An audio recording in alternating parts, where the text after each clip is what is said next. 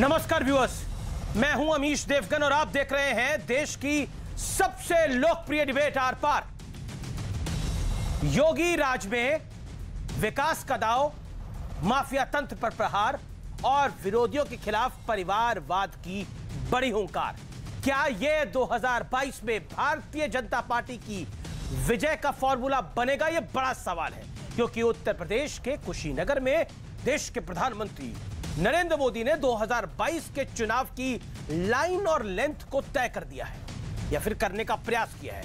PM Modi ने कहा, जिन जिन माफियाओं को पहले खुली छूट मिलती थी, जैसे अतीक और मुख्तार, वो अब माफी मांगते फिर रहे हैं। निशाना उसी पर था। जो खुद को समाजवादी कहते हैं, उनकी पहचान अब परिवारवादी बन चुकी है। पहले की सरकार ने अपने कर्म को घोटालों और अपराधों से जोड़ लिया था, लेकिन दूसरी तरफ लखीमपुर के बाद अब प्रियंका वाड्रा आगरा वाले मुद्दे पर खूब एक्टिव हो गई हैं। आरोप है कि यहां पुलिस हिरासत में वाल्मीकि समाज के एक युवक की मौत हो गई। लेकिन सवाल यह भी उठ रहा है कि क्या कांग्रेस को सिर्फ यूपी के दलितों का दर्द दिखाई देता है? राजस्थान और पंजाब के दलितों का दुख और दर्द का कोई मोल नहीं है। हमने देखा एक दलित युवक को काट दिया गया, लेकिन शर्मिंदगी की बात यह थी कि उसको डीजल से जलाया गया। पंजाब में हुआ ही। आज इन तमाम मुद्दों पर होगी देश की सबसे बड़ी बहस। मोदी योगी की हुंकार, 2022 में बेड़ा पार, यह अब तक की सबसे बड़ी पॉलिटिकल बहस है।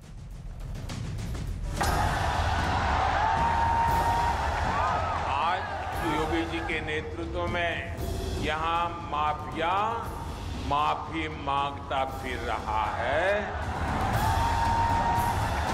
उत्तर प्रदेश के कुशीनगर में प्रधानमंत्री नरेंद्र मोदी 2022 चुनाव का एजेंडा सामने रख दिया, जिसमें योगी राज में विकास और माफिया राज पर प्रहार से लेकर विरोधियों पर वार तक सब कुछ शामिल था।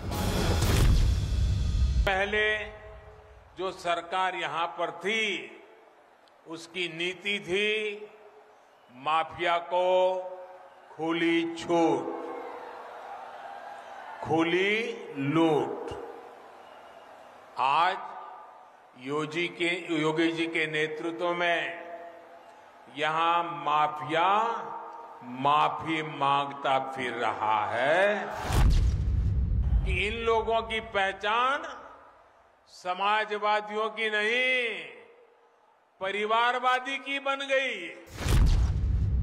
राम मनोहर लोहिया जी कहा करते थे कि कर्म को करुणा से जोड़ो, भरपूर करुणा से जोड़ो।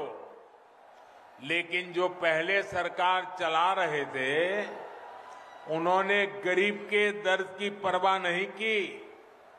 पहले की सरकार ने अपने कर्म को घोटालों से जोड़ा, अपराधों से जोड़ा। और ठोक तंत्र की सरकार आई है, तो आप पे बहुत बड़ा ब्लेम लग रहा है बार बार कि आप सबको ठोक देते हैं। देखिए, ऐसा क्यों? विपक्ष की पीड़ा यही है कि जिन पेशेवर अपराधियों और माफियाओं को ये लोग गले लगाते थे, जो यहाँ के गरीबों का, यहाँ के व्यापारियों का या सार्वजनिक संपत्ति को जबरन हड़पते थे, उसको अपना जन्मसिद्ध अधिकार मान लेते थे, आज उन पेशेवर अपराधियों और माफियाओं को जेल के अंदर भेज दिया गया है, या वे प्रदेश छोड़ करके जा चुके हैं या कहीं और जा चुके हैं।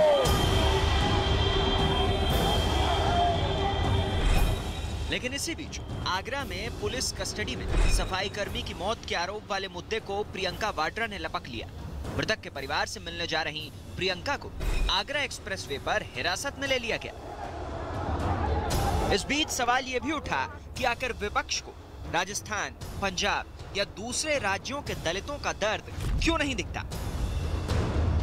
लेकिन आज सबसे बड़ा सवाल है कि विकास का दाव, माफियावाद और परिवारवाद के खिलाफ हुंकार बीजेपी को फिर से विजय दिलाएगी। इसी पर होगी देश की सबसे बड़ी बहस।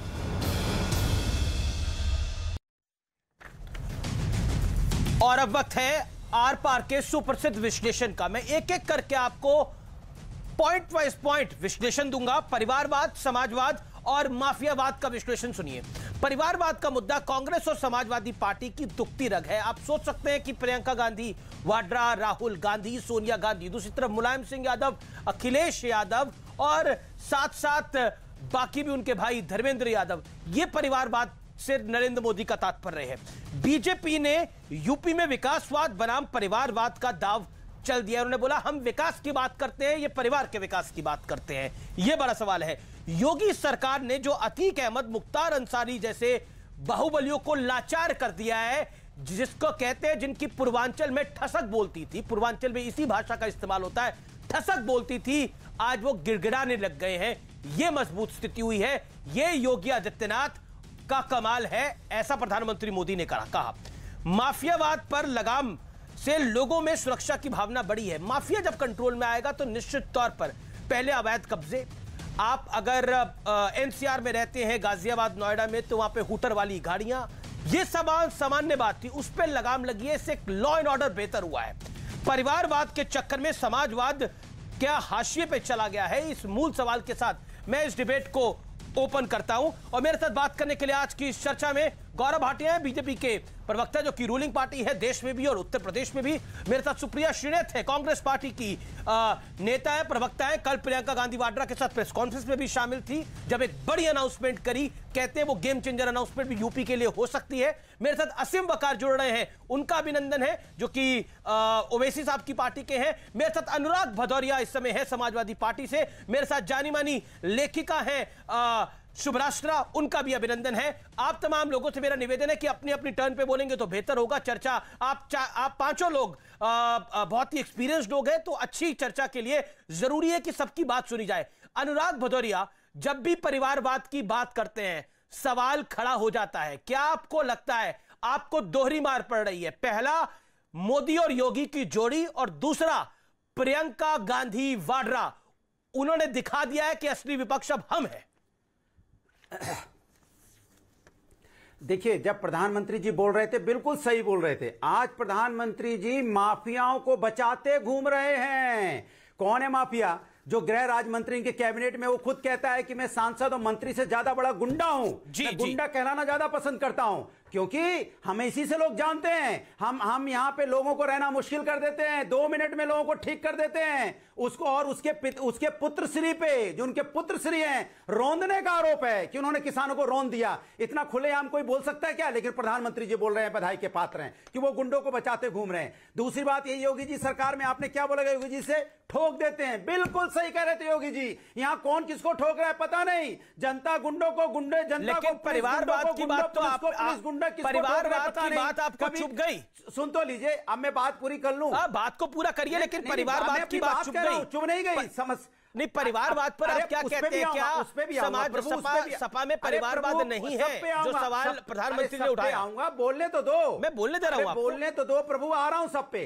यहाँ पे जिस तरह से महिलाओं का चीरण सरेआम लखीमपुर खीरी में हुआ, जिस तरह से यहाँ गोरखपुर के अंदर घुस के एक होटल में रुका व्यक्ति को पुलिस मार देती है और समाजवादी रोड पे आते तब न्याय मिलेगा। लखनऊ में विवेक तिवारी को घूमता निकलना पुलिस ठोक देती है, जब समाजवादी आएंगे तो उसको न्याय मिलेगा। हाथरस की बेटी का आपने पेट्रोल डाल के अंतिम संस्कार कर दिया। समाजवादी पार्टी, वही मैं कह रहा हूं कि समाजवादी तो नहीं दिख रहे, प्रियंका गांधी वाड्रा दिख रही है। परिवार का मामला है, देखिए मैं जान सकता हूं डबल अटैक है, डबल प्रहार है। प्रियंका गांधी वाड्रा दिख रही है, वही तो कह रहा हूं समाजवादी नहीं दिख रहे, प्रियंका गांधी वाड्रा दिख रही है।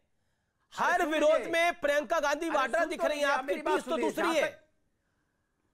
अरे अब सुन तो लीजिए। मैं तो बार बार कहता हूं उत्तर प्रदेश के मुख्यमंत्री जी से, 12 जो कम से कम 10 हिट लिस्ट के जो माफिया, उनका नाम निकाल दीजिए। ठीक है, अभी गौरव भाटिया बताएंगे कौन सी हिट लिस्ट है, कौन सी नहीं है। ठीक है, 10 का नाम निकाले ना, जो सबसे बड़े माफिया उनका निकाले। और परिवार का जहां तक मामला है, देखिए ठीक है, अब बात हुई आपकी। अनुराग नॉन स्टॉप नहीं, आप अपने अपने वक्तव्य को रख लिया। गौरव भाटिया, क्योंकि जब आप परिवारवाद की बात करते हैं, माफियावाद की बात करते हैं, तो उल्टा आप पे भी सवाल खड़ा हो जाता है कि जी की परिवारवाद तो आपके यहाँ पे भी है। ये एक आमतौर पर जवाब आता है। दूसरा, माफिया की अगर आप बात कर रहे हैं तो गृह राज्य मंत्री कोई माफिया बता रहे हैं अनुराग भदौरिया, तो बताइए क्या करिएगा? देखिए, ऐसा है, एक एक करके मैं उत्तर देता हूं। पहले तो याद करिए कैसे एक वर्ष में सबसे ज्यादा दंगे हुए किस सरकार में? समाजवादी पार्टी की सरकार में। मुजफ्फरनगर दंगे हुए किसकी सरकार में हुए? केंद्र में कांग्रेस की और प्रदेश में सपा की सरकार थी। अब आप बताइए, मुख्तार अंसारी जिनके भाई जब सपा ज्वाइन करने जा रहे थे तो अखिलेश यादव ने कहा था कुछ साल पहले कि नहीं, उनको नहीं लेंगे, लेकिन अब उसके बाद उनको ले लिया जाता है। ऐसा क्यों होता है? क्या यह पूछा नहीं जाएगा? अतीक अहमद आपको मालूम है बताता था कि सपा की सरकार क्या करेगी। अब अतीक अहमद जेल की सलाखों के पीछे है, मुख्तार अंसारी जेल की सलाखों के पीछे है। इनकी 1400 करोड़ रुपए की जो संपत्ति है वो जब्त करी है। और एक बात और आपको बता दूं कि 4.5 साल में किसी की हिम्मत नहीं कि दंगा कर दे। अनुराग, ये सौहार्द 10 माफियाओं की लिस्ट निकालो ना, किसने रोका है? 10 नाम निकालो। अनुराग आप अपने टर्न पे बोलिएगा। बोलिए गौरव भाटिया, अपनी 30 सेकंड की बात कंप्लीट करिए। धन्यवाद। हाँ, मैं दूसरी बात आपको याद दिलाता हूं, ये जरूर याद रखिएगा, परिवारवाद। देखिए, आपने हमारी पार्टी पर आरोप लगाया, हमें तो गर्व है कि जब से हमारी पार्टी बनी है कभी भी एक परिवार के 2 सदस्य अध्यक्ष नहीं रहे। और इसकी तुलना करिए सपा से। इनकी पार्टी जब से बनी है एक परिवार, यादव परिवार छोड़ के कोई और अध्यक्ष नहीं रहा दूसरे परिवार से। यह फर्क है। तीसरी बात, समाजवाद। अखिलेश यादव 10 लाख की साइकिल BMW की लेके साइकिल पे चढ़ेंगे तो ये समाजवाद होगा। आप बताइए, क्या ये सही नहीं है? जिया उल हक को मारा था, डिप्टी SP को किसने मारा था? आप पूछिए इनसे, क्या ये सत्य नहीं है? ठीक है अनुराग 30 सेकंड में रिबटल। अनुराग 30 सेकंड में रिबटल, देन सुप्रिया श्रीनेत जी। गाली दे रहे हो, कम से कम अपने बाप को तो गाली मत दो, अपने फादर का तो सम्मान करो। उन्हें क्यों गाली दे रहे हो भाई? वो उन्होंने आपका क्या बिगाड़ा भाई? अपने पिताजी को गाली दे रहे हो, परिवार से आते हैं, वो तो राज्यसभा के सांसद थे, उन्हीं के बेटे आप। तोता, अरे तोतले, चुप रहो तोतले, सब जानता तोता कौन है। नहीं, इनके तोते का बाप कौन है? से आ गया तोता कौन होता है भैया? सबको पता है तोता कौन है, इसलिए हमें ना बताओ। तोते, अरे पिंजरा लाओ, फिर आ गया, पिंजरा लाओ, पकड़े इसको, इस बार नहीं जाने देंगे। सबको पता है। अरे तोते ऐसे पर काटेंगे, उड़ नहीं पाओगे। तोतले, अच्छा बोलते हो तोतले, अच्छा तोतलाते हो। तोते तेरे को तो ये भी नहीं पता होगा। देखिए, मेरा निवेदन को स्वीकार करिए। देखिए, आप दोनों सम्मानित मेहमान हैं, किसी के बाप पे नहीं जाना चाहिए। देखिए अनुराग, आपको भी गौरव, आपको भी देखिए, आप गौरव भाटिया की बात करिए, आपको भी बाप पे जाने की आवश्यकता नहीं है। गौरव जी, आपसे भी मेरा रिस्ट्रेंट बरतिए। क्यों रोंद रहे लोगों को भाई? नहीं, एक मिनट अमीर जी, इन्होंने बाप की बात नहीं, गलत है। किसी के स्वर्गवासी पिता को बीच में लेके आना चर्चा के, वो जायज नहीं है। तो इनको समझा देंगे इनका बाप कौन है। अच्छा ठीक है गौरव, फिर आप में और उनमें फर्क क्या रहेगा अगर आप भी उसी भाषा का इस्तेमाल करेंगे तो? हाँ ठीक है, चलिए ये बात मैंने आपकी मान ली। इस तोते और हम में फर्क है, हम इंसान है, ये तोता है। अच्छा ठीक है गौरव, मेरा निवेदन स्वीकार करिए। अनुराग, मेरा निवेदन आप स्वीकार करिए। आप भी लगातार बोल रहे हैं, पूरी दुनिया जानती है दल बदलू हो, दल बदलते रहते हो, तो दल बदलू का क्या है भाई? अरे आपके पिताजी नहीं थे क्या? तेरी तरह आपके पिताजी नहीं थे समाजवादी में? जमीर तो फिर देखिए, नहीं बताओ ना। एक मिनट, मेरे पिताजी की चर्चा कर रहे हैं। आपके पिताजी नहीं थे समाजवादी में? किसने अपने पिता का सम्मान नहीं रखा? नहीं बताओ ना। नहीं, मैं बताऊं किसने अपने पिता से कुर्सी नीचे से खींच ली? समाजवादी में आपके पिताजी थे कि नहीं? मैं बताऊं, बेटा बन के अपने पिताजी की कुर्सी छीनी, बताऊं? देखिए मैं ये सब अलाउ नहीं कर सकता। आई थिंक देखिए, मुझे लगता है कि it is getting too personal, और पर्सनल स्कोर सेटल करने का ये मंच नहीं है मेरा निवेदन है कि भाषा की मर्यादा के साथ साथ शब्दों का चयन भी बेहतर ढंग से करिए। डिबेट का लेवल को आप, डिस्कोर्स को बढ़ा सकते हैं और उसको डाउन कर सकते हैं। It is up to the guest. मैं सुप्रिया जी का रुख करता हूं। सुप्रिया, परिवारवाद, समाजवाद और माफियावाद, आज प्रधानमंत्री का भाषण इसके इर्द गिर्द रहा, जो इसका विश्लेषण करा जाएगा। लेकिन आज एक बड़ी घटना भी हुई। जब प्रियंका जी जा रही थी तो उनको अरेस्ट किया गया। क्या आपको लगता है कि इस पूरी लड़ाई के अंदर, बेशक आपने लेट शुरू करा हो, लेकिन लड़ाई में मुखर रूप से अब कांग्रेस पार्टी दिखने की कोशिश कर रही है, इसे कोशिश मानेंगे? क्योंकि तकलीफ इससे सपा बसपा को बहुत जबरदस्त है। मैं इससे पहले कि इस सवाल का जवाब दूं, मैं ये जरूर बोलना चाहती हूं कि आज महर्षि वाल्मीकि की जयंती है और उनकी जयंती पूरे देश में मनाई गई सिवाय आगरा के, क्योंकि वहां पर अरुण वाल्मीकि की पुलिस कस्टडी में हत्या हो गई और उनका परिवार शोक संतप्त है। वो न्याय की गुहार लगा रहा है। मालिकाना में 25 लाख की चोरी हुई थी। उनके परिवार का यह कहना है कि उनको फंसाया जा रहा है और उनकी पुलिस कस्टडी में मौत हो गई। प्रधानमंत्री पूर्वांचल के दौरे पर थे। अच्छी बात है, स्वागत करती हूं, हमारे भी प्रधानमंत्री हैं। पूर्वांचल में जाकर प्रधानमंत्री किसानों की बात करते हैं, लेकिन लखीमपुर भूल जाते हैं। और वो लखीमपुर भूल जाते हैं जहां पर सुप्रीम कोर्ट ने आज सरकार को लताड़ते हुए कहा है, you are dragging your feet on the investigation in Lakhimpur. Supreme court ने पूछा है 44 लोगों का बयान होना था 164 के अंतर्गत, 4 ही का क्यों हुआ है? सुप्रीम कोर्ट ने बोला है कि कोर्ट के बंद करने का बहाना मत बनाइए, क्योंकि क्रिमिनल कोर्ट तो बंद ही नहीं था। सुप्रीम कोर्ट ने बोला है कि लास्ट मिनट पे स्टेटस रिपोर्ट देने से सरकार की मंशा साफ दिखती है। उस पर प्रधानमंत्री जी के मुंह से एक शब्द नहीं निकला, और तब नहीं निकला जब देश के गृह राज्य मंत्री अभय भी अजय मिश्र टेनी है, जिनके पुत्र एकमात्र नामजद अभियुक्त हैं इस पूरे उसमें। प्रधानमंत्री जी गोरखपुर में थी, अच्छी बात थी। गोरखपुर के पास कुशीनगर में थे, कसिया बरवा फार्म पे। उन्होंने मनीष गुप्ता के बारे में एक शब्द बिना कहे कह दिया, बहुत अच्छी कानून व्यवस्था है। प्रधानमंत्री ने अरुण वाल्मीकि का बिना जिक्र किए वाल्मीकि जी को अपनी श्रद्धांजलियां दे दी। और आप प्रियंका गांधी को रोक रहे हैं। जहां विपक्ष जाएगा वहां 144 की धारा लग जाएगी। और क्या था यह बेतुका फैसला, जब मुझे बताइए। आपको यू टर्न करना पड़ा, आपको उनको इजाजत देनी पड़ी जाने के लिए, क्योंकि लोकतंत्र में आप विपक्ष को कहीं जाने से लेकिन विपक्ष लेकिन बाकी सपा बसपा कह रही है कि बीजेपी की सरकार जान के प्रियंका गांधी वाड्रा को इंपॉर्टेंस दे रही है। इस तरह की बाइट्स आई है हमारे पास, और छोटे मोटे नेता नहीं, बड़े बड़े नेता कह रहे हैं कि जान के इंपॉर्टेंस दी जा रही है प्रियंका वाड्रा को उत्तर प्रदेश के अंदर। यह बीजेपी की रणनीति है।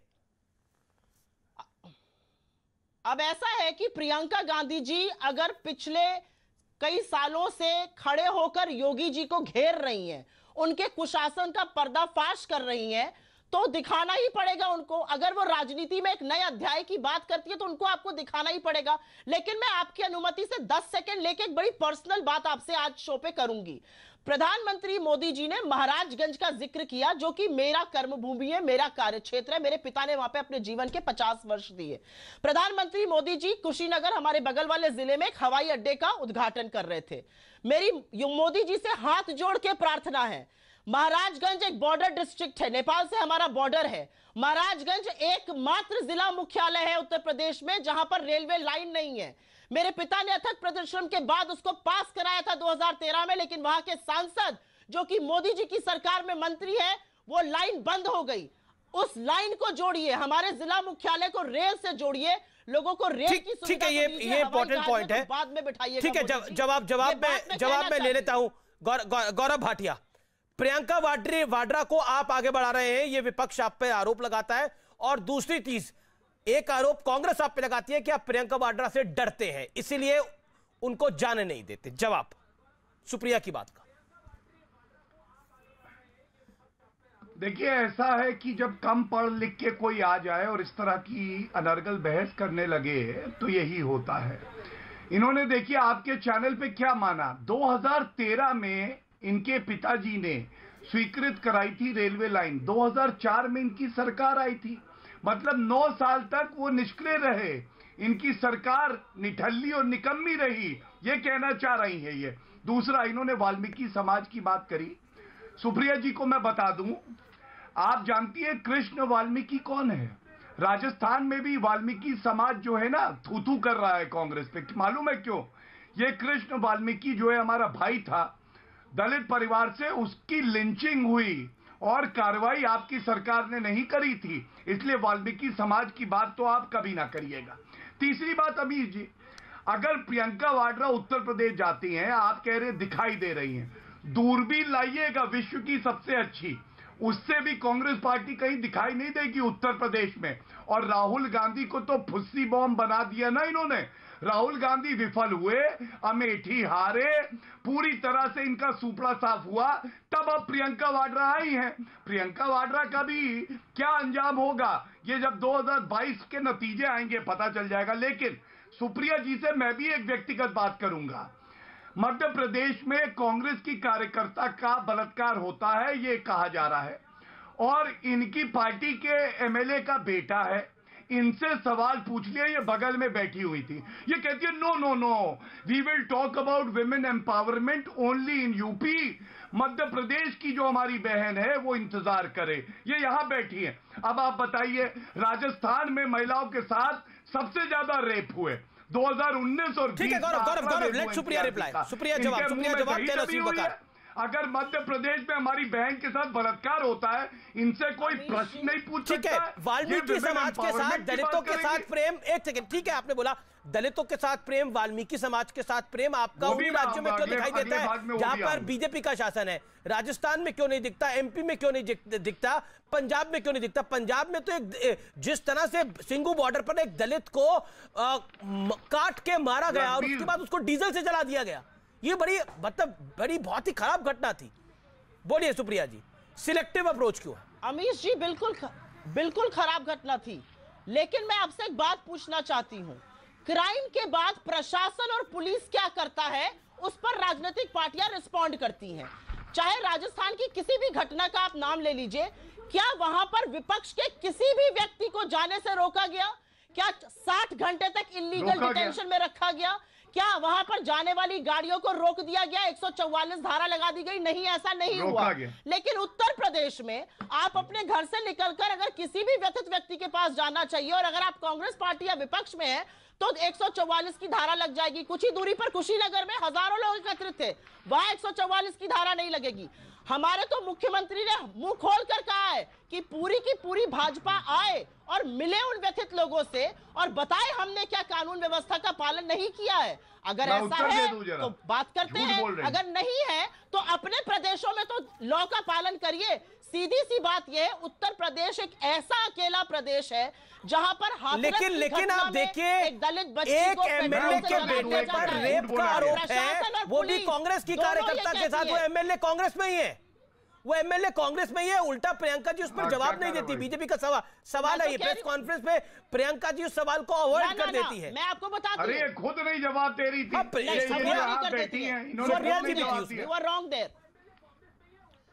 मैं आपको बताती हूं, यू आर रॉन्ग देयर। आपका राइवल चैनल टाइम्स नाउ था।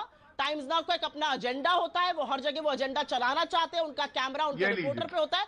मुझे पता था वो क्या करने की कोशिश कर रहे थे उस प्रेस कॉन्फ्रेंस में। वो ऐतिहासिक प्रेस कॉन्फ्रेंस थी। मैं उसका संचालन कर रही थी। उन्होंने कहा हम अलग से ये क्वेश्चन ले लेंगे, आप वेट करिए, लेकिन एजेंडा चल चुका था।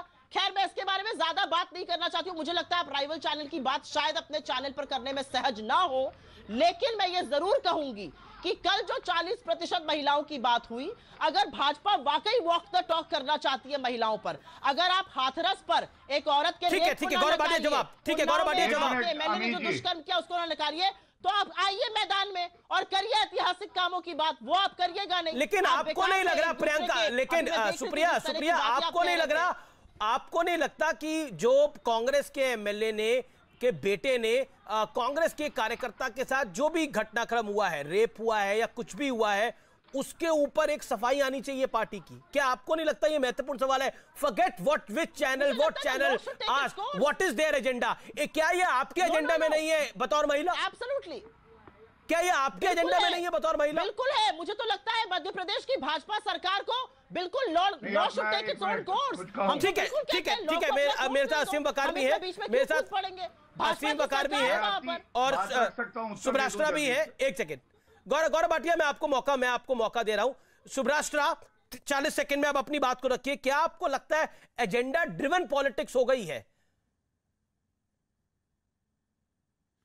आमिश जी, पॉलिटिक्स हमेशा से एजेंडा ड्रिवन रही है। एजेंडा ड्रिवन पॉलिटिक्स होना ही मुझे लगता है लोकतंत्र के लिए अच्छा भी है, लेकिन दिक्कत तब होती है आमिश जी जब पॉलिटिक्स एजेंडा ड्रिवन हो और अगर उस पॉलिटिक्स को लेकर के काउंटर पॉलिटिक्स की जाती है तो फिर पर्सनल लेबलिंग शुरू हो जाती है, फिर पर्सनल अटैक्स शुरू हो जाते हैं। इस समस्या से दिक्कत है। अगर बात विमेन रिजर्वेशन की हो रही है आमिश जी, तो कौन सा चैनल क्या सवाल पूछ रहा है? इसके बजाय सवाल क्या पूछा गया है?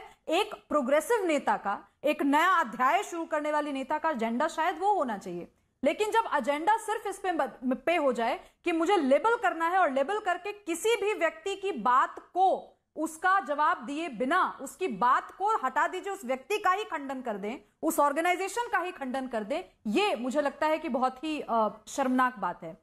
बात जहां तक उत्तर प्रदेश की आती है आमिश जी, तो ये बात तो कई दिनों से हर महीने कुछ ना कुछ ऐतिहासिक भाषण होते हैं, उसमें यह बात होती है कि उस बार का चुनाव मुद्दों का चुनाव होगा। भाई हर चुनाव मुद्दे का चुनाव होता है, उस मुद्दे पर कौन कहां है और उसकी आइडियोलॉजिकल और पॉलिटिकल स्पष्टता कहां है, चुनाव का निर्धारण इस मुद्दे इस इशू पर अधिक होता है। लेकिन आप देखिए किसी भी इशू को उठा लीजिए, मैं ये चुनावी लॉलीपॉप जो होते हैं कि हम ये रिजर्वेशन दे देंगे, हम फलां कर देंगे, ढिमका कर देंगे, वो तो चुनाव आने के बाद, चुनाव के नतीजे आने के बाद, सरकार बनने के बाद कितनी सरकारें कितना डैशबोर्ड पर दिखा पाती हैं अपने काम को, वो उस पर मैं बहस नहीं करूंगी आज।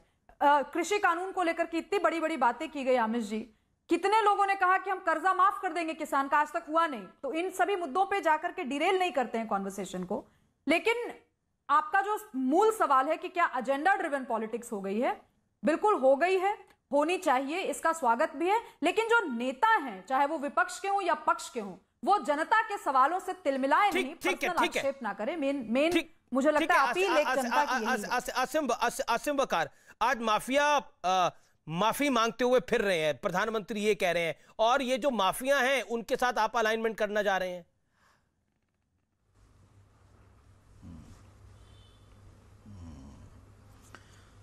आप इस बात को मानते हैं अमीश भाई? आप इस बात को मानते हैं जो मोदी जी ने कहा? मैं आपसे सवाल पूछ रहा हूं, ये जो माफिया है उनके साथ तो आप अलाइनमेंट करने के लिए जा रहे हैं, बीजेपी इसको चुनावी मुद्दा बना रही है।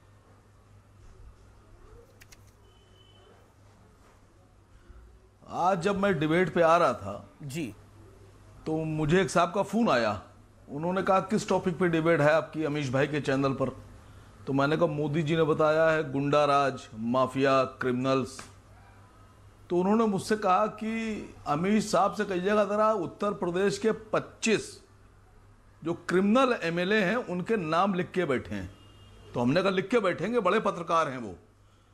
कल लगे अगर वो 25 नाम लिख के बैठ गए और पढ़ दिया तो उन्होंने कहा मुझसे कि मैं राजनीति छोड़ दूंगा। अच्छा, अब आपने मुझे हरवा दिया सर। चलिए आप हार गए भी थी।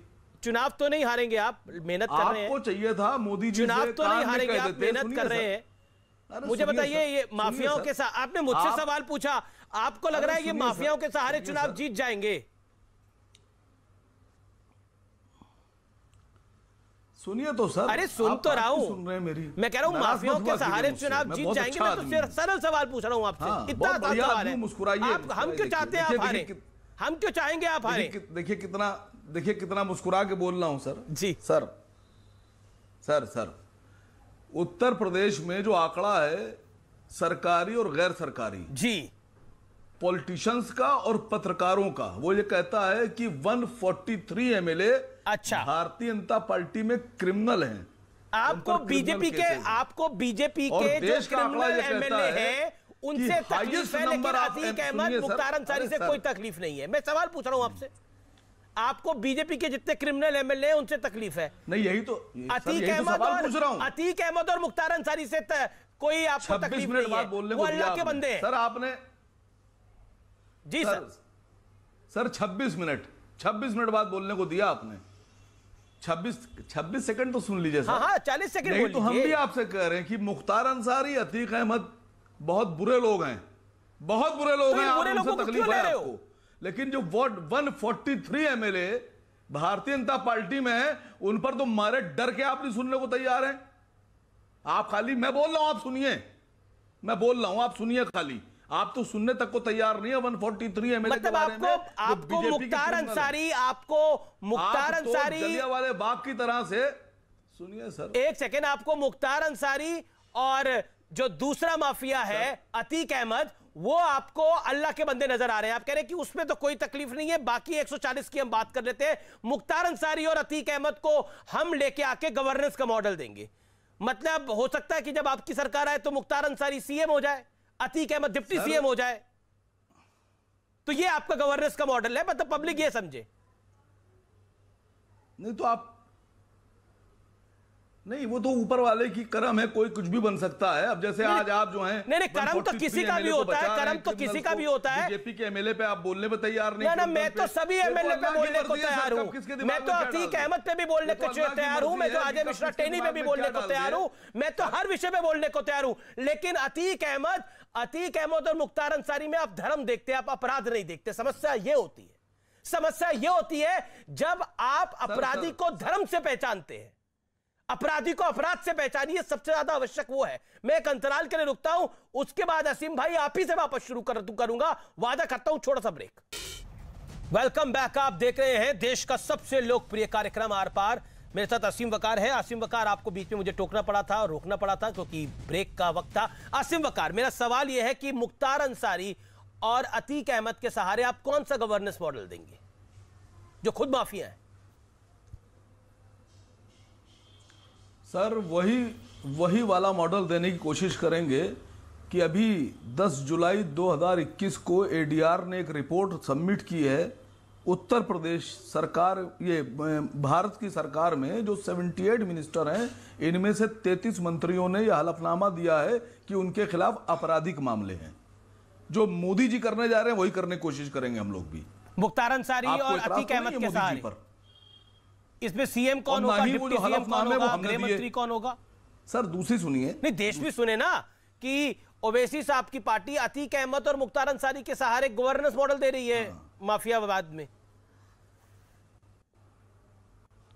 अच्छा एक बार मुंह से बोल दीजिए, खाली इतना बोल दीजिए कि जो मैंने देखिए कहा आपके कहने से मैं क्या बोल दूं। आप तो चाहते हैं मैं बोलूं कि ये मुख्तार अंसारी और अतीक अहमद ये तो अल्लाह के बंदे हैं। मैं नहीं बोल पाऊंगा ये।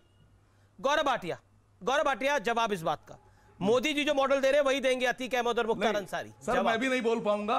नहीं मैं भी नहीं बोल पाऊंगा। नहीं मैं भी नहीं बोल पाऊंगा कि 33 मंत्री जो है वो अपराधी हैं और वो अच्छा काम करेंगे। ठीक है, गौरव भाटिया जवाब दे रहे हैं। नहीं गौरव भाटिया को एक मिनट रोक दीजिए, मैं कुछ और कहने जा रहा था सर। हाँ बोल, बहुत बढ़िया बात कहने जा रहा हूँ। हाँ बोल, बड़ी बढ़िया बात। गौरव भाटिया 15 सेकंड दे दीजिए। आपको जो बढ़िया लगती है वो जनता को बड़ी घटिया लगती है। दिक्कत यही है, आप अपनी बातों को खुद ही बढ़िया बताते हैं तो लोगों को बोलने दीजिए कि आप बढ़िया बात। मेरे सोशल मीडिया पे जो सुनिए लाइक्स वगैरह आ रहे हैं उस पे जाके देख लीजिए, अभी मालूम पड़ जाएगा घटिया क्या है। हाँ छोड़िए आप। ठीक है सर, मैं जवाब देना चाह रहा था आज कुशीनगर एयरपोर्ट का उद्घाटन हुआ। करिए डिबेट को। आज कुशीनगर एयरपोर्ट का उद्घाटन हुआ। सर मैं ये पूछना चाह रहा हूं कि जो मोदी जी ने जो शेयर बनाया था मेक इन इंडिया वाला, वो शेयर कहां चला गया?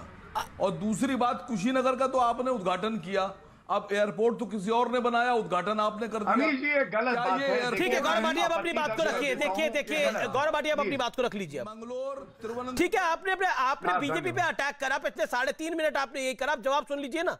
गौरव भाटिया बोलिए। देखिए अमीर जी, इनकी राजनीतिक हैसियत क्या है मैं बता दूं। इनकी उत्तर प्रदेश में 0 सीटें हैं और बातें करते हैं शेख चिल्ली वाली। कह रहे थे कि 5 डेप्यूटी सीएम बनाएंगे हर साल, मतलब 25 डेप्यूटी सीएम ये बनाएंगे। अब तो कैंडिडेट भी सामने, और मुसलमान डेप्यूटी सीएम बनाएंगे, मुख्तार अंसारी। हाँ बिल्कुल, मैं वही कह रहा हूं। आप देखिएगा सीटें आएंगी इनकी 0 अंडा। जब अंडा सीटें आएंगी तो ये 25 डेप्यूटी सीएम कैसे बनाएंगे? दूसरी बात, ये बार बार कहते हैं डेप्यूटी सीएम मुसलमान होगा। इनके अस्पताल भी बनेंगे तो कहेंगे ला इलाहा इल्लल्लाह बोलो। एक मिनट। ये कहते हैं इनके अस्पतालों में क्या हाल है मालूम है? ला इलाहा इल्लल्लाह बोलोगे तो अंदर एडमिशन मिलेगा, वरना जो है इलाज नहीं होगा। पूरा पढ़ लीजिए तो मुसलमान हो जाइए आप। की शांत रहिए। मैं भारतीय हूं, मुझे गर्व है। आप मुसलमान अच्छे बन जाइए, उतना ही बहुत है। आपकी पार्टी के नाम में मुस्लिमीन है जो संवैधानिक नहीं है, मैं बता दूं। चुप हो जाइए। जब बड़े बात कर रहे हो तो फिर बच्चे बीच में नहीं बोलते। देखिए मैं केवल इतना कहूंगा, ये अपराधी की बात करते हैं अकबरुद्दीन ओवैसी। अच्छा, असंवैधानिक आदमी जो है संविधान की बात कर रहा है। सुनिए, असंवैधानिक आदमी संविधान की बात कर रहा है। कमाल है साहब। मैं बहुत प्यार से आपसे कहता हूं, बहुत प्यार से पुचकार के बोलता हूं, मत बोलो बीच में, अच्छा नहीं लगता। ठीक है, प्लीज। हाँ, अकबरुद्दीन ओवैसी इन्हीं की पार्टी के हैं ना एमएलए, उन पे खुद मुकदमा चल रहा है। क्यों चल रहा है? वो हिंदुओं को काटने की बात करते हैं, 15 मिनट पुलिस हटा दो। और अब मैं एक बात कहूंगा, इनसे हमारी कोई लड़ाई नहीं, कांग्रेस की 7 सीटें हैं, उनसे कोई लड़ाई नहीं है, ये लोग कहीं नहीं है। लेकिन कांग्रेस की प्रवक्ता कह रही थी कि मंत्री जो है वो पिता अगर मंत्री है तो उनको रिजाइन करना चाहिए क्योंकि पुत्र अपराधी है। भूपेश बघेल के जो पिता हैं उनके ऊपर एफआईआर है, तो फिर तो हम कहेंगे कि भूपेश बघेल को भी जो है इस्तीफा देना चाहिए। और ये जो मध्य प्रदेश के एमएलए हैं, इनके पुत्र पे बलात्कार की एफआईआर है, जो भागा हुआ है 5.5 महीने से, फिर वो इस्तीफा क्यों नहीं देते, ये भी बताइए। और एक बात, इनकी सेलेक्टिव राजनीति, हनुमानगढ़ में भारतीय जनता पार्टी के लीडर जाना चाहते थे, रोक दिया गया। आपको मालूम है क्यों? वहां पे एक दलित हमारा भाई था, उसकी लिंचिंग हो गई, इनकी सरकार ने रोक दिया। इसी तरह से मैंने कृष्ण वाल्मीकि के बारे में बताया, राजस्थान में लिंचिंग हुई। हरीश जाटव, राजस्थान में दलित युवक, लिंचिंग होती है। क्यों नहीं ये कुछ करते? कभी राजनीतिक गिद्ध उड़ के वहां जाएंगे, कभी फुसफुसिया बॉम्ब राहुल गांधी वहां जाएंगे। ठीक है सुप्रिया, देखिए टाइम लिमिट है, मैं अनुराग आपको मौका दूंगा आगे, अनुराग मैं आगे आपको मौका दूंगा। सुप्रिया श्रीनेत, माफियावाद को लेकर क्या बीजेपी हद कर दिया आपने, क्या भाषा का इस्तेमाल करा रहे हैं? कम से कम अच्छे लोगों में अच्छे लोगों को बिठाइए भाई, ऐसे भाषा का इस्तेमाल नहीं होना चाहिए। भाषा आप सिखाएंगे भाषा? 15 मिनट के लिए पुलिस हटा दो, तब क्या करेंगे आप? 15 मिनट के लिए पुलिस हटा दो। हम 15 करोड़ है, 110 करोड़ पे भारी है, भाषा सिखाएंगे आप हमें? अरे किसी के लिए इस तरह की भाषा का इस्तेमाल याद रखना। नहीं सर, अरे आप होते कौन है? चले आए हैं, बातें बोल रहे थे, 5 डेप्यूटी सीएम बना रहे। अरे 2 सीटें पहले लेके आओ, तब तुम्हारी राजनीतिक हैसियत देखेंगे। गलत तरीका क्यों तुम्हारे कान में मैल है क्या? भाषा का इस्तेमाल तुम्हें सुनाई नहीं दिया जब दूसरे के पिताजी को लाए? तुम्हारे कान में क्या भरा हुआ है बताओ? सफाई करवाए तुम्हारी। तुमसे जितना कह रहा हूं जब दूसरे के पिता को लाए तब तुम्हें सुनाई नहीं दिया? सुनो, बदतमीजी की बात मत करो। अरे तुमसे क्या कह रहे हो? राजनीतिक हैसियत बनाओ पहले। बदतमीजी की बात करते हो। अरे बिना हवा के गुब्बारे तुम पे तो सुई नहीं मार पाएंगे, उड़ते हो नहीं। अपनी उम्र, अरे चलो हटो, उसका लिहाज क्या हो तुम बताओ? राजनीतिक सिर्फ तुम्हें तो सैनिक की लाशों में भी धन ढूंढते हो, गिद्ध कहीं के। क्या कहते हो? ऐसी आ गए नफरत फैलाने, टोपी पहनो जालीदार, चालू हो जाओ मुसलमान। कभी हिंदू सिख ईसाई की बात करी तुमने? हमने करी। अरे तुम अपना पेट देखो, लाशों से भरता है। राजनीतिक गिद्ध कहते हैं तुम्हें, तभी कहते हैं राजनीतिक गिद्ध, तुम्हें इसीलिए बुलाया जाता है। थोड़ा सा लिहाज से बात करो। की हैसियत नहीं है उत्तर प्रदेश में तुम्हारी, जान लो ये बात। समझ गए? इज्जत करवा रहे हो ना, 5 डेप्यूटी सीएम बनाओगे तुम। अरे भैया तुमसे सर्टिफिकेट नहीं चाहिए, गंदे हो जाएंगे अगर छू लेंगे उस सर्टिफिकेट को। अरे सांप्रदायिक आदमी, हमेशा नफरत की भाषा बोलने वाले, अपने लीडर से जाके कहना कितनी नफरत फैला रखी है, यहाँ पे सर्टिफिकेट बांट रहे हैं। तुम्हें कुछ नहीं मिलेगा, तुम्हें बीजेपी बनाएगी कुछ नहीं, तुम ऐसे ही लटकते रहोगे। अरे मुझे कुछ ना मिले, मैं तो गर्व करता हूँ, मैं भारतीय हूँ, रजाकार तो नहीं हूँ, देश से गद्दारी तो नहीं करी। रजाकार कहीं के, रजाकार देश से गद्दारी तो नहीं करते, लाशों के धर्म तो नहीं ढूंढते, सेनानी जो शहीद होते हैं उनके धर्म तो नहीं ढूंढते। और चिल्लाना बदतमीज आदमी से फेंक देंगे। ठीक है, सुप्रिया जी का मुझे रुक करने दीजिए। सुप्रिया जी, अनुराग भदौरिया और मेरे साथ शुभराष्ट्रा हैं। शुभराष्ट्रा तो सिर्फ 1.5 मिनट पूरे कार्यक्रम में बोली है। मेरा निवेदन है कि मौका सबको मिलना चाहिए। अनुराग, मैं आपको मौका दूंगा, मेरे पास समय है। असीम भाई, मैं आपको भी आके मौका दूंगा। असीम, वकार, शांति, भाषा का इस्तेमाल रखवाइए सही से। तो उस बात से दीजिए। देखिए, मैं तो हर गेस्ट को निवेदन करता हूं कि भाषा का इस्तेमाल सही से करें। एक सेकंड सुप्रिया श्रीनेत, देखिए ये आप दोनों का जो फिक्स्ड मैच है ये मैं नहीं होने दूंगा। एक मतलब आप देख लिए 2.5-3 मिनट से 3-3.5 मिनट से मैं देख रहा हूं यही सब कुछ चले जा रहा है। लेट सुप्रिया कम इन, लेट अनुराग भदौरिया कम इन, लेट शुभराष्ट्रा कम इन। सुप्रिया, मेरा बेसिक सवाल आपसे ये है कि जब माफियावाद की प्रधानमंत्री बात करते हैं तो सवाल यह खड़ा होता है कि माफिया को लेकर योगी आदित्यनाथ ने काम करा, लेकिन मुख्तार अंसारी की जब बात आती है तो कांग्रेस चुप हो जाती है। ऐसा क्यों होता है? पंजाब से लेकर उत्तर प्रदेश तक वो ना कभी कांग्रेस का पार्ट थे, ना कभी होंगे। लेकिन उससे ज्यादा मैं कुछ बातें आपसे और बोलना चाहती हूं। आप माफियावाद की बात कर रहे हैं, क्या यह माफियावाद नहीं था कि एक लड़की के साथ रेप हो जाता है और पूरा प्रशासन और पुलिस मिलकर कहने लगती है, इंक्लूडिंग प्रवक्ता, कि रेप हुआ ही नहीं, और सीबीआई रेप कहती है तो सब सुई पटक सन्नाटा हो जाता है। मुझे बताइए, अरुण वाल्मीकि की कस्टडी में मौत हो जाती है, कहा जाता है उसकी तबीयत एकदम से खराब हो गई थी। नए वीडियो आ गए हैं, ये है यहां पर, बिल्कुल ठीक है, उसकी तबीयत बिल्कुल चुस्त दुरुस्त आदमी है, उसकी पिटाई कर करके हत्या कर दी गई। ये माफियावाद नहीं है। 83 एमएलए के, बीजेपी के एमएलए पर हत्या और रेप का मामला है उत्तर प्रदेश में। ये माफियावाद नहीं है, ये जो सेलेक्टिव क्रिटिसिज्म है। तो क्या मुख्तार अंसारी का और अतीक अहमद का क्रिटिसिज्म भी नहीं होना चाहिए? बिल्कुल होना चाहिए। मैंने तो कहा ना वो कभी कांग्रेस का पार्ट थे ना कभी होंगे, लेकिन मैं उसके साथ साथ यह भी कहना चाहती हूं, अजय मिश्र टेनी को गृह राज्य मंत्री बने रहने का नैतिक कोई हक नहीं है भाई। उनका लड़का मेन अभियुक्त है, वो रोज उसको आए दिन क्लीन चिट देते हैं। ठीक है सुब्राष्ट्रा पुलिस करती तो ऐसा ना होता। ये गृह राज्य मंत्री है। ठीक है सुब्राष्ट्रा, लेट सुब्राष्ट्रा कम इन। ओके असीम वकार, मैं आपको समय दूंगा।